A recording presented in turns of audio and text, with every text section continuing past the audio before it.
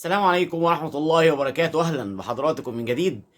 النهاردة كان في بعض الأخبار الخاصة بالكرة المصرية. النهاردة مصر اتقدمت رسمي بتنظيم كأس الأمم الأفريقية 2027 بطلب رسمي. وبينافس مصر في الملف الجزائر وبوتسوانا، وملف مشترك بين كينيا وأوغندا. ان شاء الله يكون مصر ليها نصيب وتنظم كاس الامم الافريقيه للمنتخبات 2027. ومن ضمن اخبارنا النهارده كمان اخبار النادي الاهلي اللي يوم السبت القادم ان شاء الله يكون عنده مباراه مهمه جدا مع الرجاء المغربي في استاد مركب محمد الخامس اللي بيسع ل 45,000.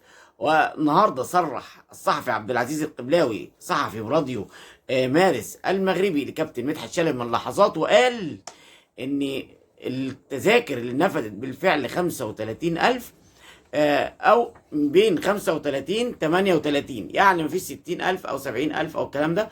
والاستاد الاهلي لعب عليه قبل كده، ولاعبي النادي الاهلي حافظينه وعارفينه كويس. والكرة دلوقتي في مارسيل كولر ولاعبي النادي الاهلي.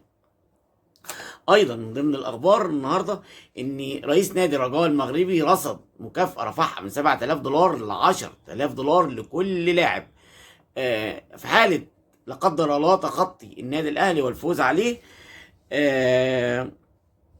وكمان صرح من ضمن الاخبار، صرح دكتور محمد ابو عبله طبيب فريق للنادي الاهلي، وقال ان مفيش اصابات تماما في النادي الاهلي بخلاف اكرم توفيق وكريم فؤاد اللي هم حاليا في مصر بيكملوا البرنامج التاهيلي ليهم قبل ما الرجوع لاسبانيا. طيب من ضمن اخبارنا كمان النهارده امام عاشور حصل عليه لغط الفتره الماضيه كتير جدا على صفحات السوشيال ميديا، وقالوا ان هو قاعد ما بيلعبش والمدير الفني مستبعده. لكن الاخبار الاكيده اللي جت من داخل النادي ان امام عاشور حصل له اصابه في العضله او تمزق في العضله الخلفيه، وده بياخد وقت ومستمر في تنظيم البرنامج العلاجي ليه قبل خوض اي مباراه مع فريقه.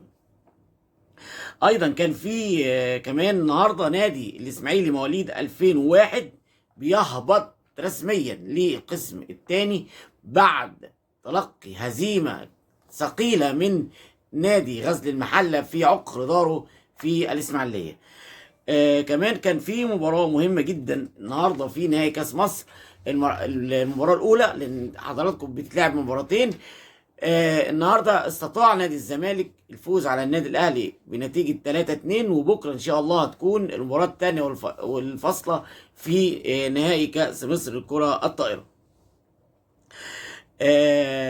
قبل ما اختم مع حضراتكم النهارده ان في بعض المشاكل او بعض المناوشات بين لاعبي او بعض لاعبي نادي الرجاء المغربي ورئيس النادي والمدرب والكلام ده كله. كل الاخبار دي طبعا هنبتدي نسمعها اليومين دول قبل المباراه، لكن دي حاجه ما تخصناش. اللي يخصنا المباراه يوم السبت القادم ان شاء الله تكون من نصيب النادي الاهلي والفوز وتخطي نادي الرجاء المغربي في عقر داره في استاد مركب محمد الخامس. ان شاء الله هنوريكم بالاخبار اول باول لحين المباراه يوم السبت ان شاء الله. ونبارك لحضراتكم ولانفسنا ان شاء الله باذن الله يوم السبت بتاهل النادي الاهلي على حساب نادي الرجاء المغربي الشقيق.